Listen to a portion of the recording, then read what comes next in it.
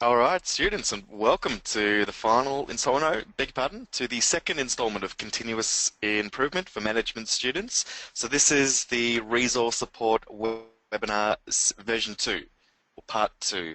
So last week we took you through section 1, which was lead continuous improvement systems and processes, and we took you through the questions that related to the first learning activity, which has the same title, lead continuous improvement systems and processes.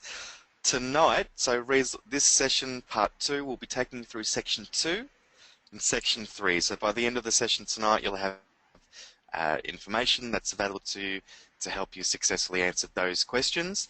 The way we're going to do it tonight is a little bit different. We're just going to have a bit of a chat about a few concepts and a few topics of discussion. We'll try and, Alyssa and I will converse a little bit about those topics, and then we'll come back to the questions and see if we can just put it all together for you guys there.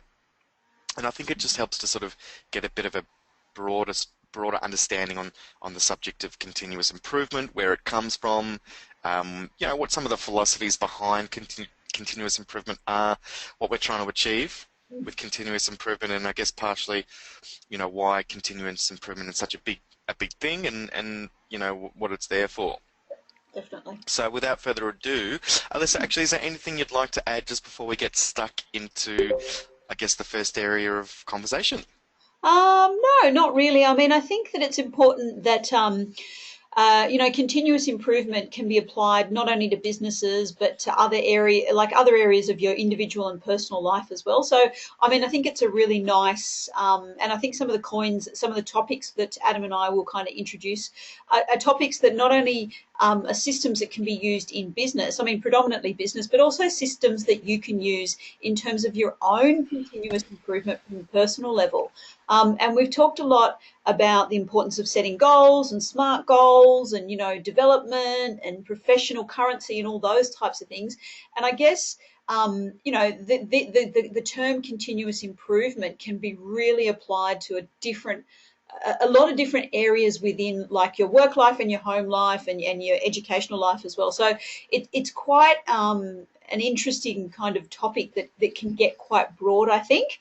It'd be interesting to kind of see some information that comes through, some of the assessments and whatnot. And I'm a bit of a fan of the whole continuous improvement on a very personal level. And as Adam, you kind of mentioned last week, I guess the key to continuous improvement is understanding that it's all about those small changes that you make, and making those small changes and how you can really make those small changes, because those little changes are the changes that are probably going to have a lot more impact and are going to be a lot more successful. So those are probably some of the things that Adam and I will definitely bring up this evening. So, yeah. And that's actually kind of closely related to innovation in general, because I say innovation is really is bridging the known to the unknown. So, and that's all innovation actually is. It's just that bridge between what we know and what we don't know. And if you make such a giant leap, if that bridge is so far, then it's hard for people to understand exactly what you've produced. Now, for example, if you have a look at the most popular phone on the planet, it's probably the iPhone. What were the key differences between the iPhone 4, the iPhone 5, the iPhone 6? They were slight, subtle changes. And the reason for that is that if the changes were too dramatic, if the screen size tripled, they know they could have made it bigger. They knew they had further to go than on 5. They knew they could have made the screen a little bit bigger than they did on.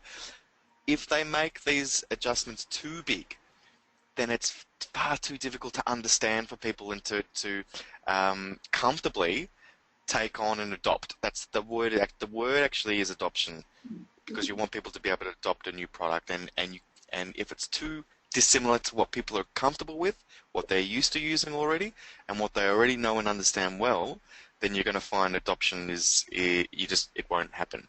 Yeah.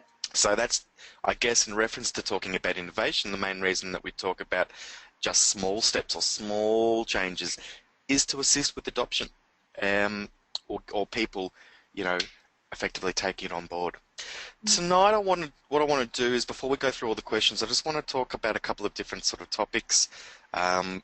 It's probably something that we could have done last week, but it's okay because it makes up the second part of our resource support when we're talking about this subject of continuous improvement.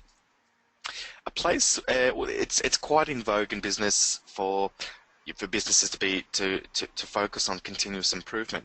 And one of the terms that you might hear in business or come across is something called TQM.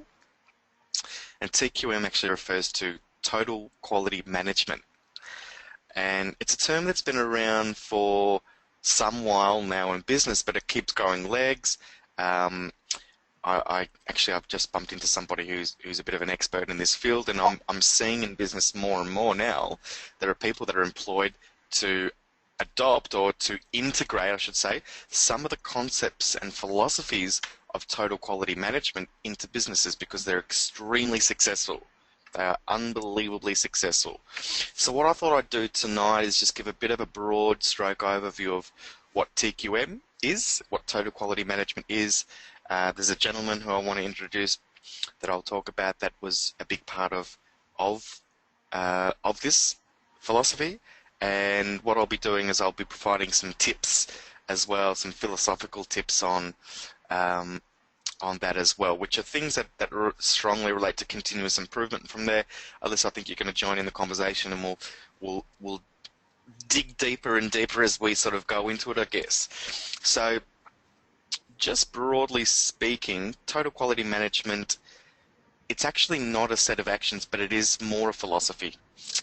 So, it's basically a managerial or a management approach which is centered on quality. So look, basically businesses want to make more money. This is what businesses are there for. We're in business to make money.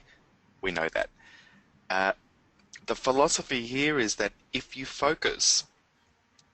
put your energy into focusing on quality, that'll take care of itself. The finances will take care of itself. You'll be in business. You'll be very successful. If you focus only on shaving the dollars and shaving the cents and saving money and saving, what happens is you end up shaving parts off your quality.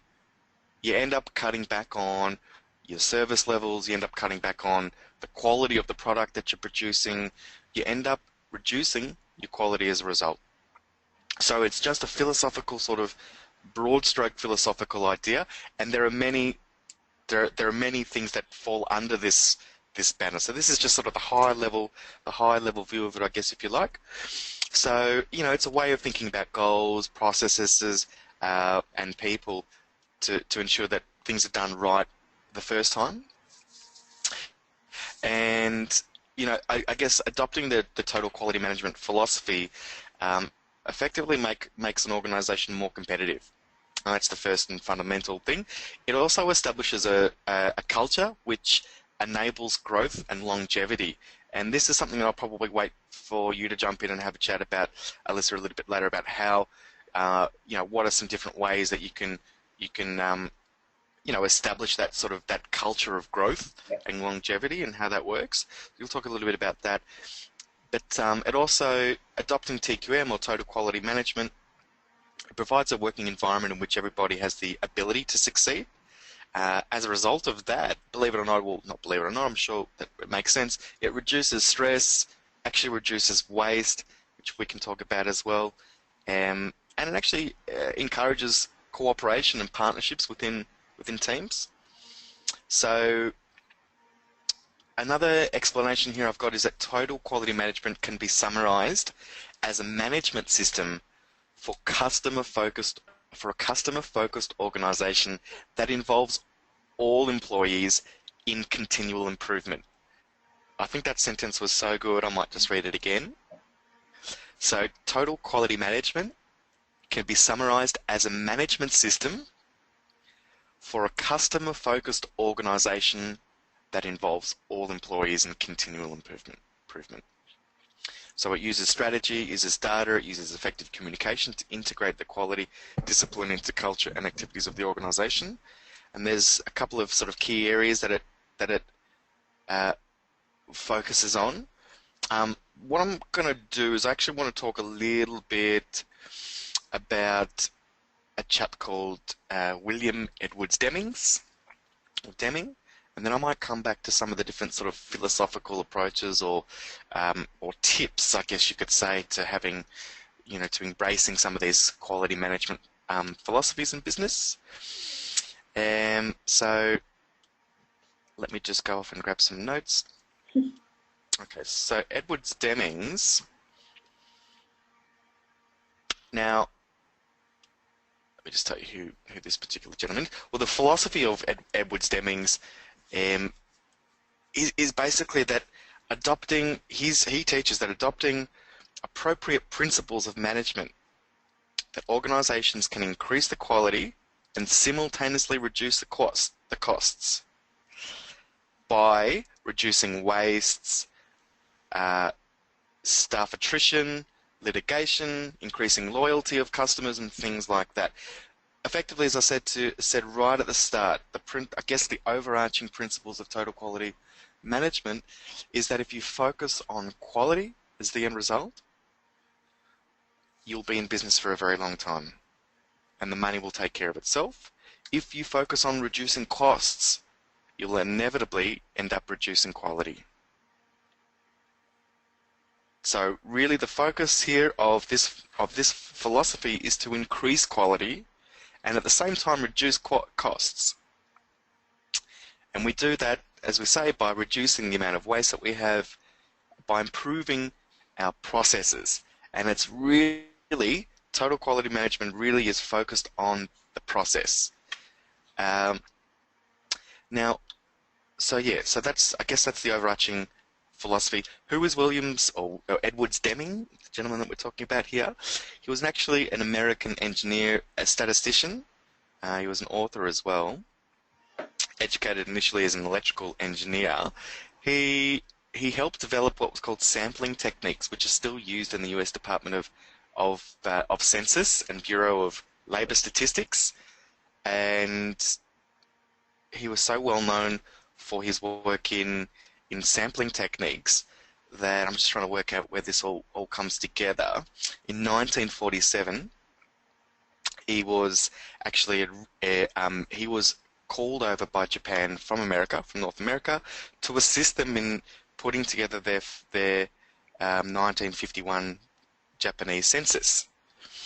And through this process, or while in Japan, his expertise in quality control techniques and combined with his involvement in the society brought him an invitation to the Japanese Union of Scientists and Engineers. And long story short, through this process, a lot of his principles were adopted by Japanese manufacturing. And one of the biggest, I guess, what ended up happening was in the 1950s is that all of a sudden, Japanese manufacturers were able to produce the best quality items at a fraction of the price due to a lot of these quality management philosophies that Deming brought in through his time working in Japan. And all of a sudden, Japan effectively became like the superpowers in the world economy as far as electronic equipment was concerned, as far as a lot of things go, cars. Toyota are probably the most well-known Japanese brand that embraced and incorporated a lot of these principles of total quality management. And the idea, or that part of one of the main ways that they aim to improve quality and save money is by reducing errors and minimizing their mistakes and glitches that happen. So that's sort of the main, minimize waste, minimize mistakes, minimize errors, and keep everything as efficient as possible. So I want to talk about, what I might do is I want to talk about, so Edward Deming's the gentleman that we're talking about. From a book from 1982, he published 14 key principles for management. They're called 14 Points on Quality Management. This is Edward Deming's 14 Points. It's a book from 1982 that he wrote called Out of Crisis. I just thought I would highlight these 14 points because this effectively gives students I guess a better understanding, or a better way to sort of explain or understand some of these philosophies and some of these principles in quality management. How's it going so far, Alyssa? Are you enjoying the conversation? Yeah, sorry, I just noticed that Saffron was having an issue. Couldn't see the screen, so I'm just wanting to check in just to make sure. Obviously, the screen's not moving, so there's nothing on it at the moment into other than the section 2 and section 3. So just okay, so you can Yep. see. Sorry, I just want to so nothing at all. Because I've just got monitor and adjust performance strategies. Sorry, I was listening to Yep. you talk, Adam, and No, I I can. didn't see the chat. That's okay. I can see everything. So, Saffron, I believe it's got something to do with your screen. If you can hear us, that's all that really matters at the moment. So, uh, have a bit of a play around, Saffron, see what you could do. Let's continue on the conversation. So what I'm going to do now is I'm going to go through the 14 points that Edward Deming's published in his book, which are really the 14 key principles for management to follow to significantly improve the effectiveness of their business organization. And so how this, I guess, relates back to continuous improvement, and I guess this is partly where you're going to create that link to, Alyssa, is that if you use these key principles or philosophies, you can use these philosophies to aid your organization to make those slight changes, to make those adjustments, and so on and so forth. So I think that's sort of how it's all kind of coming together. Yep. So I'm going to go through each of the 14 points now, and we'll just these are his points, so I may or may not be able to explain them very, very well. We'll just see how we go. So point number one, or key principle number one, in quality management is create constancy of purpose towards improvement of product and service with the aim to become competitive and stay in business and to provide jobs. That's a long one. Maybe I've got shorter versions of these. Yeah, I do actually. Create constancy of purpose for improving products and services. So I'm going to read that again. Tell me what you think of it, Alyssa. Yep. Create constancy of purpose for improving products and service. Philosophy number one. Yep. So there's a constant That's the desire word. with the business there to be able to keep things, I guess, similar and continuous and kind of at a level there where everybody's kind of working together. Is that what that kind of means? Yeah, I think consistency is the word here. So when if your organization has a set of values, or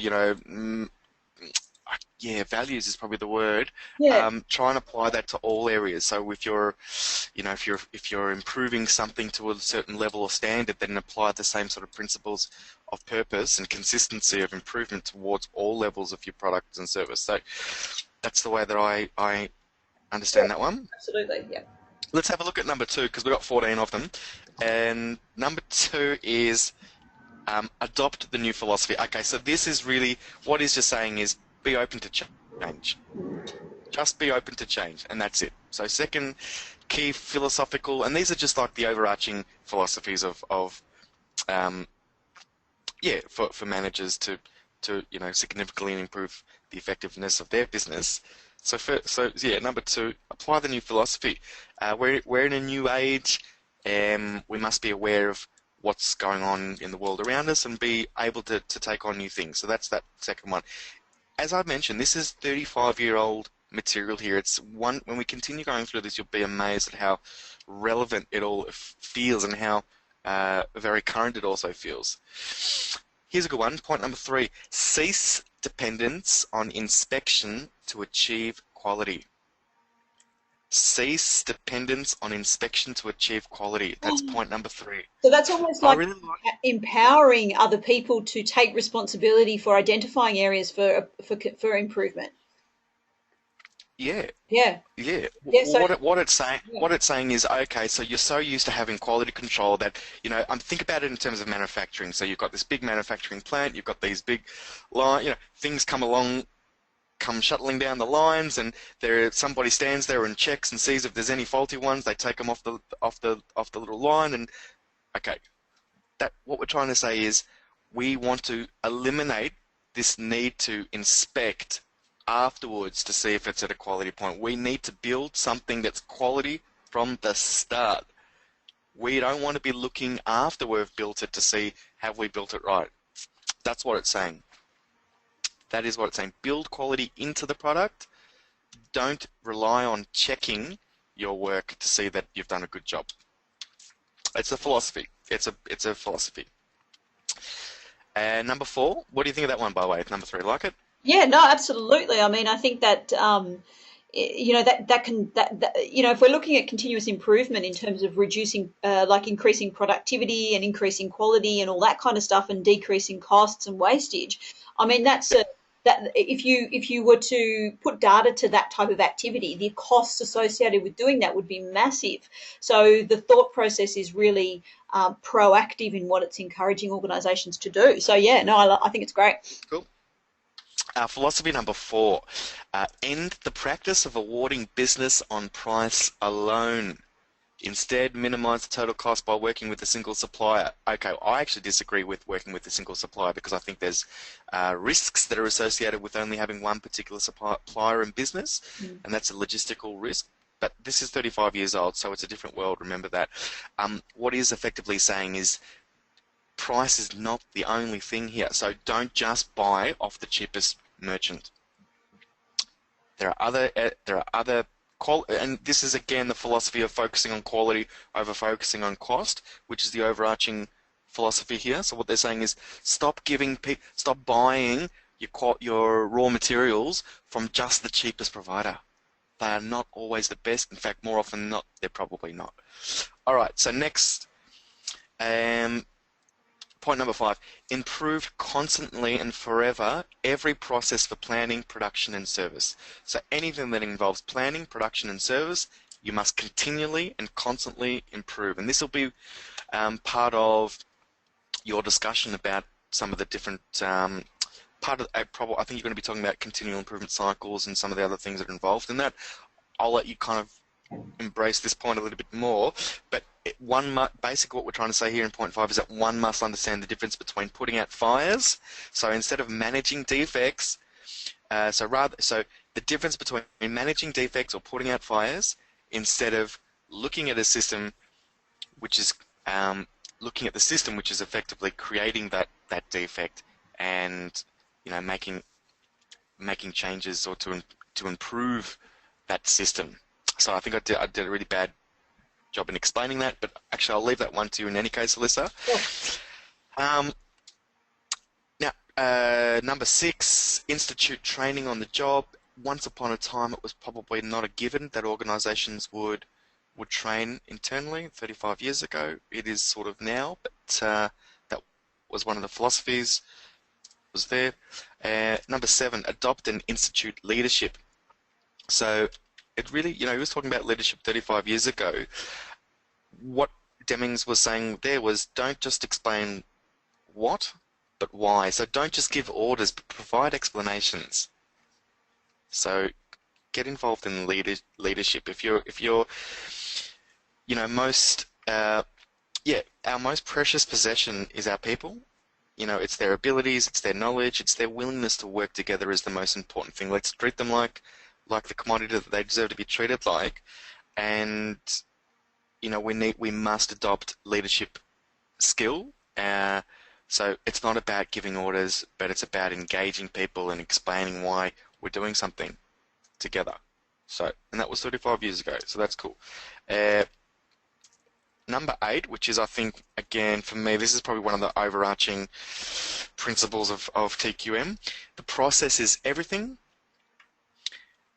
If the process is wrong, it doesn't matter how good the efforts are. Did you like that one? Can you repeat that again for me? The process is everything. So it doesn't matter how good. Sorry, that was. I beg your pardon. That was my own addition.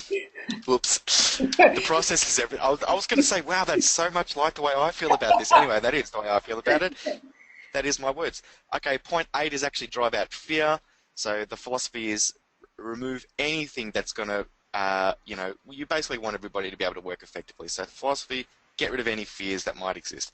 Number 9, break down barriers between staff staffing areas. So break down, and this is like I'm amazed at reading this such a long time later because it's so relevant. Break down, and it still happens now, all everywhere in business. It happens now. Break down the barriers between staffing areas, between departments, research department, sales department, marketing department, designers. They all have to work together. If they don't work together, you're not going to have any synergy. The product, the way that that product's marketed, the way that product's has been sold, the research that's gone into it, the design elements, they're not talking to each other. There's no connection between the two. You cannot get quality if that's the way. At number 10, eliminate slogans. So what it's sort of saying is eliminate slogans and targets for the workforce.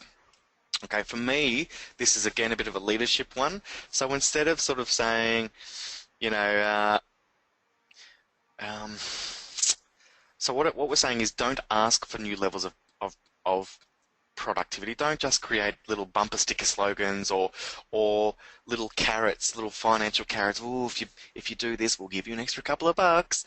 Don't worry about those sort of things because that has nothing to do with yeah, basically the reasons for low quality are usually due to a system and they don't have anything to do with workers. So let's do away with this, you know, dodgy little pep talk. Let's just focus on quality, and that's really what the philosophy is trying to say. Number 11, yeah, so sorry, again, that's a roll on off number 10. Eliminate numerical quotes for the workforce and numerical goals for management. So what that's trying to say is, and that's actually quite in contrast to a lot of what we talk about in our course here when we talk about setting KPIs and things like that. It's a leadership discussion. I don't know if you guys remember, but I was talking about 3 levels of leadership a few weeks ago in a previous webinar. I can't remember which one. But the first level of leadership is about trying to motivate or engage you on your physical behavior, and it involves techniques like either, you know, threats or coercion, but it also involves things like reward sort of structures. So, hey Johnny, I tell you what, if you lift 50 more bricks today, I'll give you an extra $5. And that's good for a day or two, but it's not good for long-term and long-lasting motivation. And so what this is sort of saying is, guys, ditch away with these little short-term little pep talks or little incentives. We're focusing on quality here. They're not long-term solutions, and that's a leadership issue, so that's interesting. Number 12, remove any barriers that rob people of the pride of workmanship and eliminate the annual rating or merit system. So anything that stops people from being able to take pride in their own role or their own work, get rid of it. Point 13, institute a vigorous program of education and self-improvement for everybody. So what we're trying to say here is that, you know, we talk about a learning organization and we talk about things like that. If we give people a greater sense, people's minds are really important. We want to elevate people's minds. We want to keep people's minds active. We want to keep them moving. And so if you can keep your organization's minds active and moving, however you can do that, so institute, and you might have to do that as engaging in external institutions to do that, but make it a big part of your organization.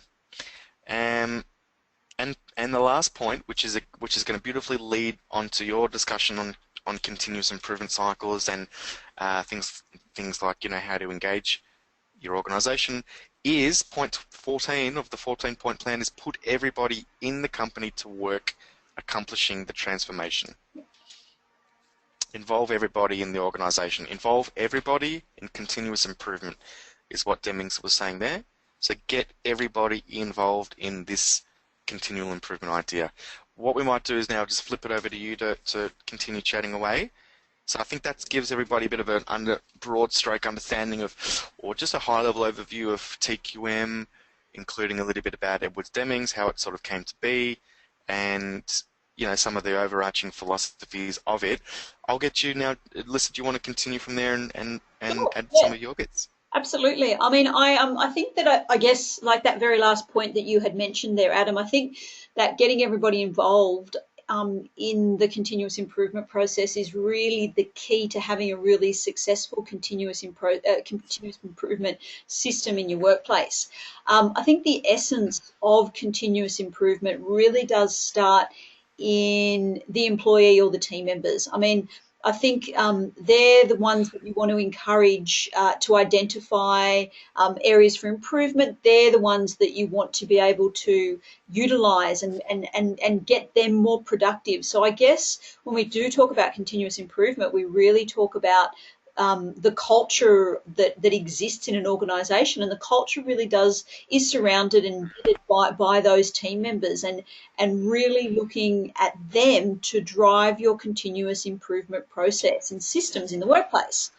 So it is a very interesting type of activity. I mean, we sometimes don't realize from a leadership perspective how vital and how important getting everybody involved in this process is, and how if the whole kind of aim of continuous improvement is to do something better, to do something more productive, to do something that reduces your costs, that reduces your wastage, the answer will always be in making sure that you have got a well-oiled group of team members that can do that for you.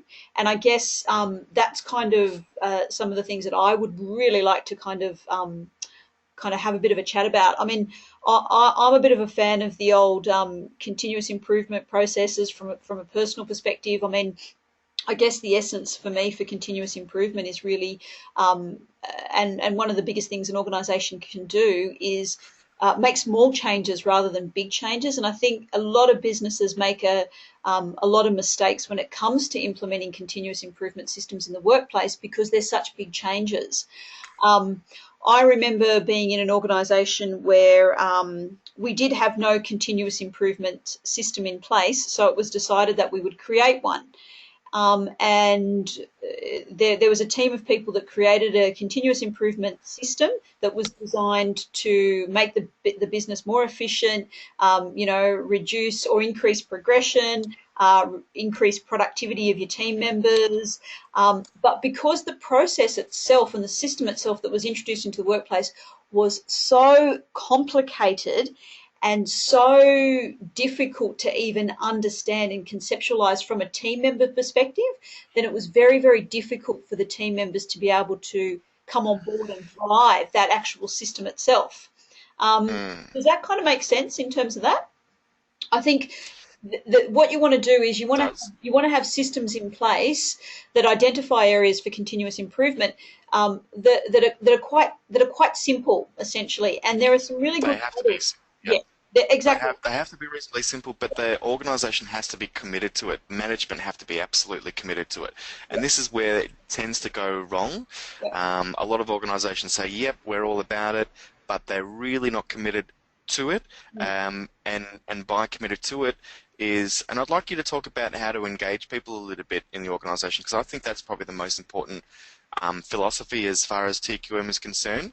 Can you talk a little bit about how that's done? And I've personally feel in my experience through business and many businesses that it's still something that is massively underdone in business. Yep. It's still something that businesses say that they do, and they're not doing it well. Yeah. Nobody's doing this well at all. Yep. So I'd love you to talk a little bit about that if you can. I will try my best to talk about engaging employees to be able to do and participate in that process. I think, you were mentioning, I think it was Deming who kind of journeyed over you were talking about Japan, I think. There is a bit of a term out there, and people might have heard it. It is a Japanese word, and it's called Kaizen, and it basically means change for the better. And it's an interesting kind of concept that was used probably after the Second World War in a lot of Japanese businesses. Sorry, but can you just type that word? We were looking at your computer screen. Do you mind just typing that word on the screen? Because there's a few words that I think that we might just type up on the screen so that students can go off and do a bit of research on. Sure. Do you mind? Yeah, I'll Sorry. open up a learning activity if you like. I would like. Okay, hold on a second. We'll just open up a learning activity. Thanks, Alyssa. Or just a blank document, Word document or something like that. Yeah. So Kaizen is the word. So can I get you to spell it, because guys may not know how to spell this one? Yeah, I'm just in the wrong. I'm in the wrong. Question. It doesn't matter. Yep. Okay. Cool. So Kaizen's the first one. Cool. All right, so that basically means change for the better.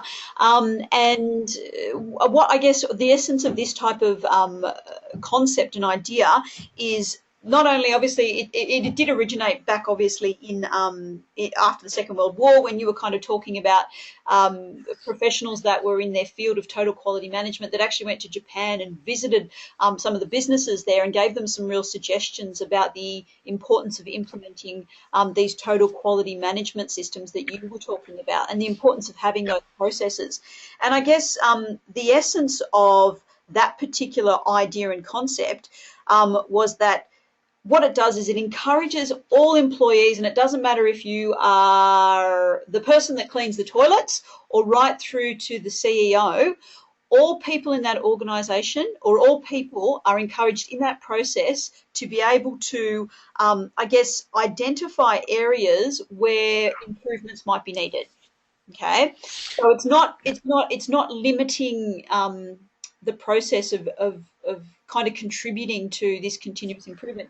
It is really essentially a culture that is driven, and people understand that in their daily processes, part of what they do each day, and this is what they do each day, it is part of their role or it's part of their habits and it's part of their cultural upbringing in an organization to be able to identify something that they want to do better or that they can do better, or something that reduces, that increases efficiency, or something that might reduce waste. So it is kind of like this real culture that comes in Yeah. that is the essence that so it's part of people's daily routine to be able to identify it, but not only identify it but kind of suggest areas and ways that that improvement can actually take place as well.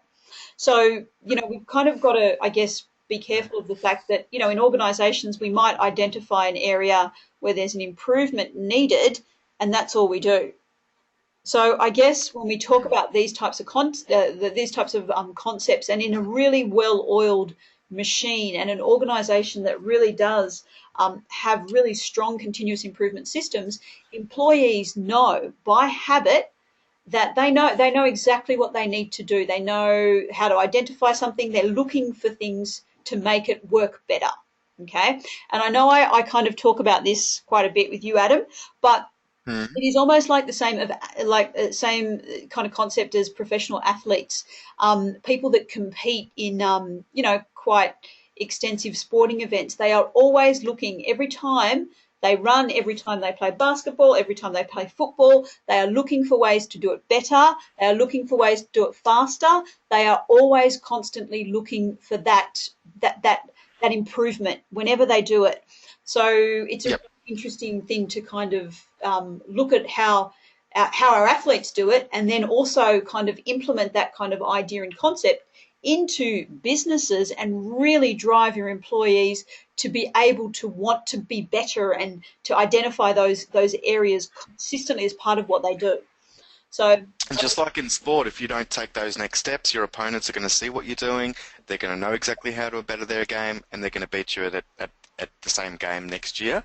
That's why you need to be continually ahead of the game so that you do that. And same, obviously the same goes in business, very much so. yeah, and So if you're not dedicated to making those slight adjustments and finding ways to minimize, to make better efficiencies, to make things to improve quality, which is what it's all about. yeah, So if you can improve quality, and quality could be your service, the way you interact with customers. If you can improve that, you can get an edge on your competitors. If you can improve your systems, so the way that you're manufacturing, how things are sitting here, things move to there, things go from here to there. What are those systems? Are there ways that we can make it more efficient? If you make your systems more efficient, you will save money in your supply chain, thus thus making more money in the business, or thus being able to pass that saving on to consumers, making you more appealing in the market. If you don't do this, your competitors will. You'll end up losing out. So That's exactly Yeah, right. And with things like technology in place as well now, and with reputation and with business and the world in general moving so incredibly quickly and evolving so quickly, processes and systems like continuous improvement are something that I think will define the more successful companies from those that perhaps aren't so successful. And I guess it's as long as it's small changes, because if you think about the essence of continuous improvement being or coming, or those systems really coming from your employees. Employees, like any human, do not like change very much. They don't like big change. So your system has to reflect the people that are driving it. So when we talk about the importance of having really small changes, remember your employees are the key to those small changes. So you need to get their buy-in. And so that's why we don't make massive changes.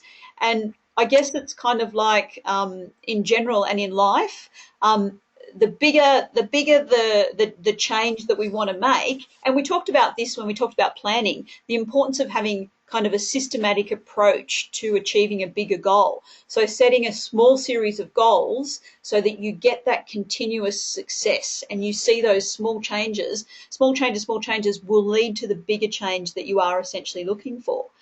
Um, absolutely. Um, yeah, I'll give you a good example of that. Imagine you own a massive business. Alyssa, you are the owner of, Australia's largest manufacturers and distributors of whatever. yeah, Doesn't really matter what. You own this business. You have branches all over the country. You run a very, very slick operation. In fact, you would be well regarded in the country as the best person or the most knowledgeable person in that industry by a long mile.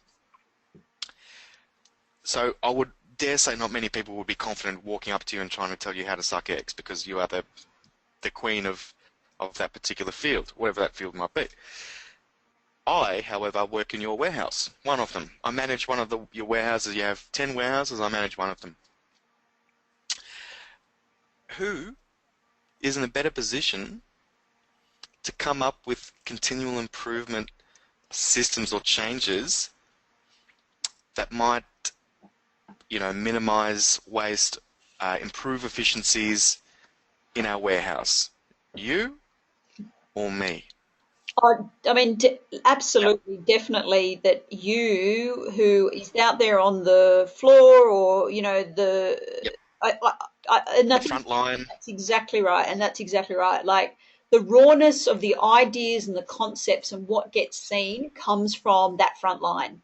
You know, that's where I think you get most of your practical ideas from improvement. Because if I'm sitting there and I'm at the top of the food chain and I am the queen of what I know, chances are I probably don't leave my office because I'm just so well versed in staying in my office. And I think that's that is essentially why it's so important to be able to get those people, your team, on board with identifying these types of areas for growth. You know. Let me give you an example here of a warehouse that I used to work in where orders were getting mixed up and people couldn't work out why. And actually, the person who identified it was one of the frontline workers. And the issue was that two of the picker and packers, their desks were next to each other, and they kept accidentally grabbing the wrong invoice. 1 in 500 or something like that. But it would occasionally happen that they would grab the wrong invoice, print out the wrong shipping docket, and bang, the goods were shipped to the wrong address. And just by those guys realizing it, by having a look into the issue and realizing it, they discovered that their desks were too closely positioned, and if they put just a space of 30 centimeters between their desks, that they wouldn't that they would never have any of these issues of things were, on my desk and now on your desk, and we're getting confused about which invoice was mine and which one was yours. And there's no way that somebody in head office would be able to make those little subtle little changes from head office because they don't have the visibility that the frontline workers do. And that's part of the importance of including everybody in continual improvement. And that's what I've just explained is a continual improvement. Yeah. Hey, if we separate the desks by 5 centimeters, we very well might minimize how many mistakes that we're making. And how much does it cost the business in mistakes? Every time we have to resend out orders and send them back at our expense and repack them and reship them, we've calculated it probably costs us $500,000 in dodgy dealings here. We could lower that expense to $100,000 saving 400 grand a year, redistribute that back into the our products or into our customers or whatever we want to do. And back into we can redistribute that monies into, instead of buying cheap plastic components on our products, we can get the best quality products, and this is part of the process. This is what we're talking about. Did you want to talk about the cycle, the Yeah, continuous yeah. improvement Just, cycle that I you've mean, got there? obviously, you've mentioned a interesting point there. I guess continuous improvement is really based on, and on that data. So organisations really define their success on actual pieces of data or pieces of evidence. So you mentioned, Mm, for example, there, this is how much we've cost the organisation, and these are the figures, I guess, that are really important when you are kind of driving this type of change. But just, I guess, in regards to what we were talking about before, that whole kind of concept of Kaizen, they kind of, well, that concept leads to a very simple, and it's something that you guys can implement in your workplace as well, or even in general in your own lives if you're not currently working. But it's called the plan, act, check, do cycle. Now, in general, I would usually have a nice little picture. I mean, if you want to do a little bit more research on this, but basically, the success of a continuous improvement idea or concept. There's 4 steps to it. Okay, so what your very first step is, you want to plan what your actual improvement is. Okay, so it's not really about just kind of willy-nilly going and jumping on something, but just kind of having a bit of background on, I guess, something that you've noticed or observed and in the workplace, and I guess formulating a consistency that there is definitely an issue. So you've looked at it, you've planned where the improvement might need to occur. The second step is obviously acting on that particular improvement. So I guess gaining the buy-in or being empowered enough to be able to kind of, you've planned the change and to be able to act in on that change. That third step is basically about checking it. So in order to know whether or not this concept or this idea is working or is effective or is part of that continuous improvement cycle, it is all about checking. And how you check is obviously where data and evidence kind of comes into fashion. If you've got to a point where you realize that you are costing the organisation more money with your continuous improvement idea, then perhaps at the end of the day, it's probably not going to be as effective as you thought it would be. And I guess that second one is, or that last bit of the process is do. So I guess that's the kind of like overview of a very, very simplified type of concept, or so a very simplified type of plan that you can implement. And it's about planning, it's about acting, it's about checking, and it's about doing. So every time you think about a change, just make sure that you've, I guess, observed things in the workplace, or even from an employee perspective, you've observed or you've been part of of something that you think is really not working, that you've kind of planned an idea or an improvement that perhaps could fix that you've acted. So who have you spoken to be able to go ahead and kind of suggest your ideas? You've checked your data. So hopefully the data is going to reflect what it is that, you want it to achieve. And then you're going to just obviously go ahead and hopefully do it. I guess the important thing here is within an organisation that the employees have the power or are empowered to go ahead and do these types or identify these types of improvement. Um, mm, Sometimes I think that's probably one of the biggest challenges is that yeah. people identify areas for improvement and they've given you the data and they've got ideas, but it does come down to a little bit of red tape sometimes. Oh yeah. And that's the unfortunate kind of nature of it. And I guess when you kind of talk about continuous improvement as being a part of a workplace culture, it really is really reflective of that. And I guess for me, that is an important part of an organization. I mean, if it's embodied in the culture, then if you're an employee and you're part of this system and you have the power to identify and you have the power to kind of suggest improvements and go ahead and do these improvements, then that I think is part of producing a really strong organisation where people feel empowered, they feel good, you're a strong leader, and you're developing and you're kind of providing people with that leadership that they need. And I think essentially that's probably what continuous improvement is. It's kind of embedded in that culture, or it needs to be part of that cultural cycle, I think. Yep. Indeed. I think you raised a really good point. I mean, organisations are usually the ones that, you say red tape. I say it's a commitment from the organisations. Organisations might say, yeah, we love continuous improvement, and once every 3 years, we get everybody together for it. Look, it needs to be far more regular than that, let's be honest. But the biggest thing is that you must empower your staff to be able to take responsibility for some of their own ideas, and let them go for it. Even if you are sitting there going, you know what, this ain't going to work. I know it's not going to work. It's not going to work. It's 90% chance it's not going to work. If you're not prepared to back your staff in and let them have a go at some of this stuff, then it's not worth actually having it in the first place. Not everything that you're going to implement is going to be successful, and you have to understand that there are far more intrinsic values to be had by allowing people to take ownership on their ideas and responsibility for their actions, further and above the cost benefit analysis of that one particular situation. So if you empowered me to make a call, it didn't come off, I'm very likely to be looking around for as many ideas that I can bring to the table to hopefully come up with something that's going to stick. So, think about it from that perspective. If from the other perspective is that I come up with all these great ideas and the organisation that is, never lets me have the ability to execute on those, well, guess what? The ideas are going to start drying up pretty quick. Yeah.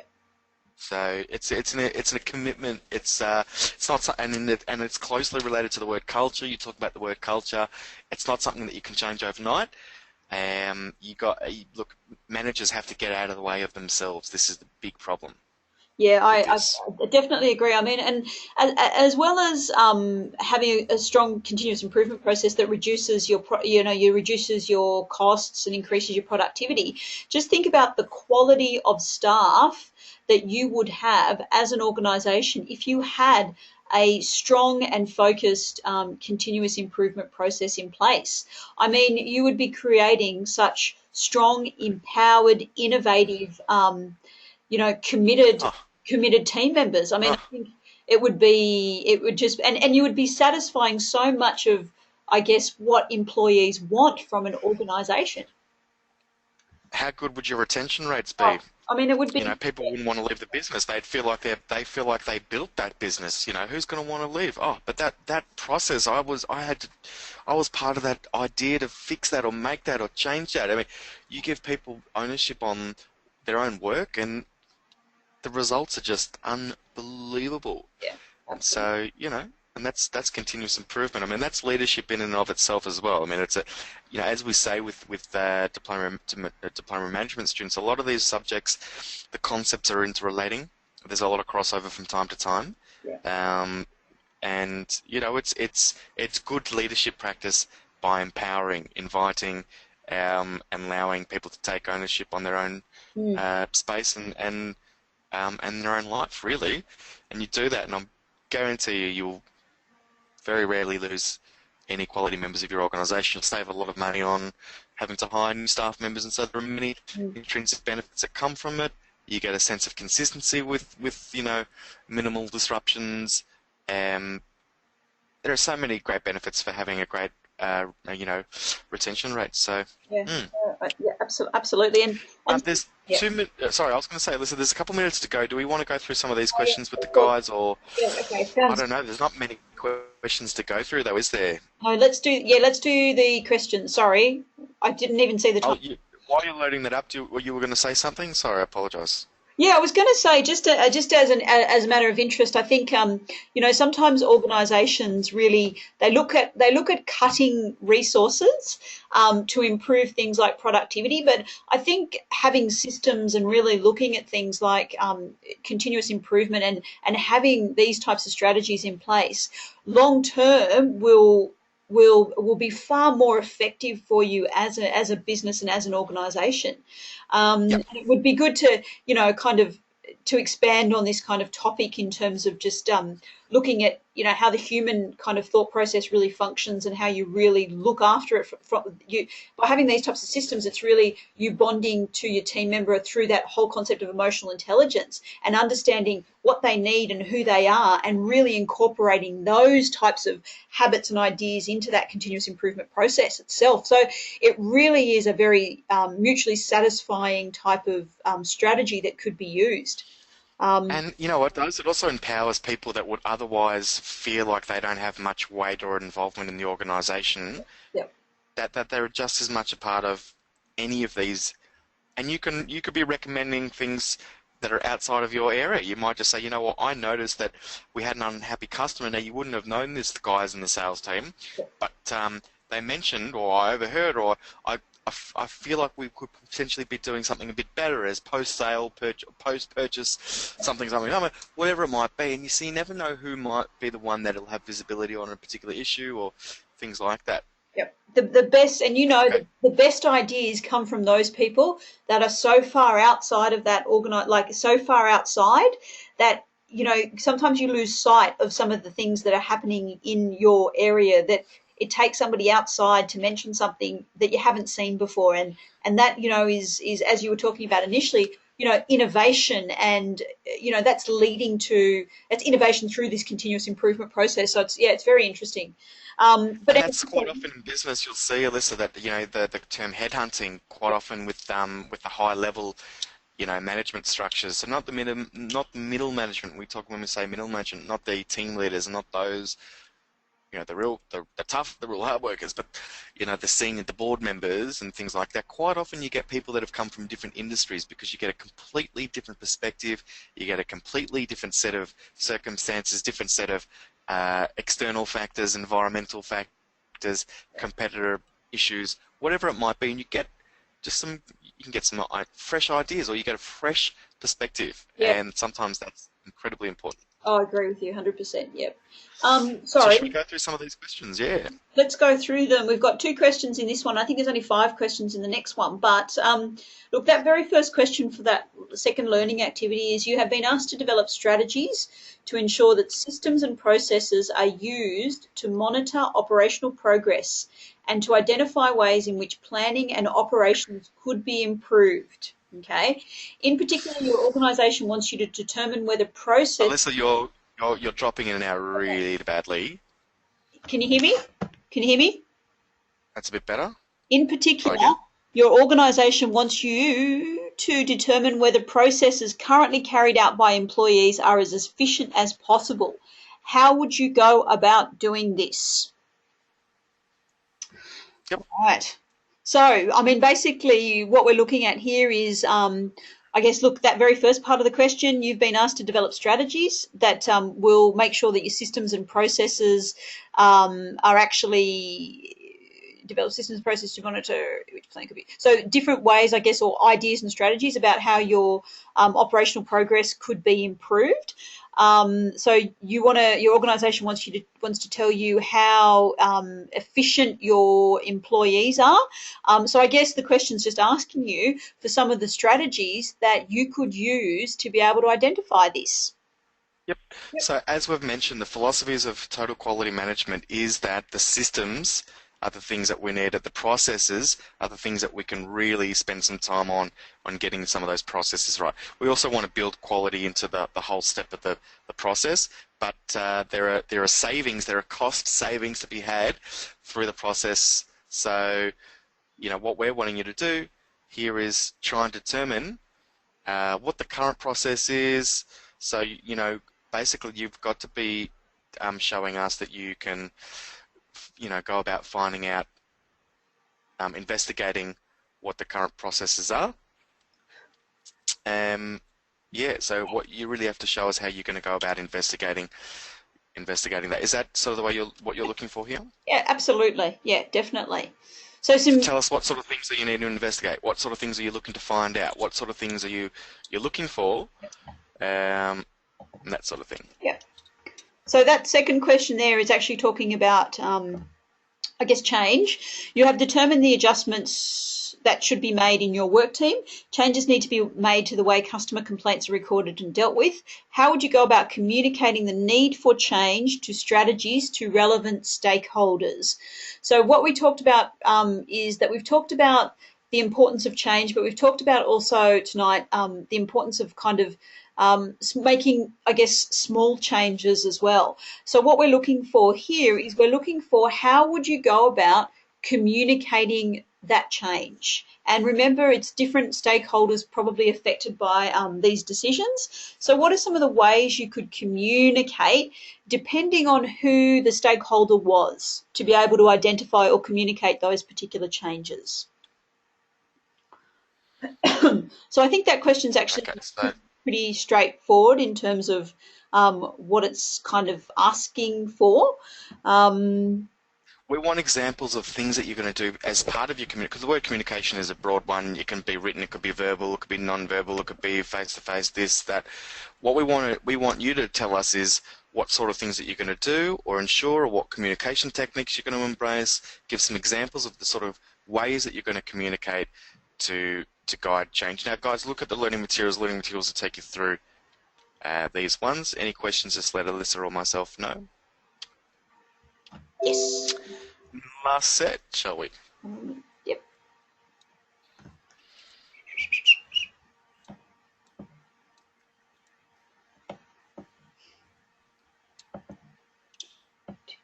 Okay, so the last set has 5 questions. There's not really much to go through with these ones in terms of explanations and things like that are concerned. There's a few questions that... Oh, you've clicked on the wrong one. Yeah. No. But I went to the third learning activity. All right. So... Managing opportunities for further improvement. Sorry, everybody. I've clicked on the wrong one. Continue. All right. So, oh, yeah, okay, you could read the question. All right, cool. Okay, so question 1 says your organisation has implemented changes to the way in which goods purchased to customers are delivered and the time within which they are delivered. The feedback you have had from customers suggests that they are more satisfied with their dealings with your organisation and will be more likely to purchase goods from your organisation in the future. Why is it important to establish processes that will inform employees of the outcomes of their continuous improvement efforts in the area? And how could you communicate outcomes to employees? Okay. So two-part question there. Yep. Yeah, so there's definitely, So, definitely a two. yeah, sorry, go for it. We've talked about the need to involve everybody. So what the first part is saying is, why would we tell those that we've involved about the outcomes of the actions that they've suggested? We'll let you guys answer that one. Yep. And the second part is really just a logistical thing. How are you going to, what are the methods of communication that you're going to use to explain what those outcomes are? Absolutely. Okay, let's move on to question 2. Question 2 says, create a check sheet that could be used to record data of work team performance to aid the identification of further opportunities for improvement in the scenario. You are counting the number of defects on a production line that is turning out gadgets. There are 3 main types of defect. These are misshapen gadgets, undersized gadgets, and oversized gadgets. You will collect data for 3 12-hour shifts, but need to be able to separate the data for each of these shifts. Okay? Oof. Yeah. So basically what I would do is I would probably maybe just jump onto Excel and maybe just kind of make this exercise is really, we were talking about the importance of checking, and we were talking about the importance of data when it comes to continuous improvement. So I guess what this is getting you to do is this is kind of getting you to understand the importance of actually gathering that data. So what we would be looking for here is I would probably jump onto Excel.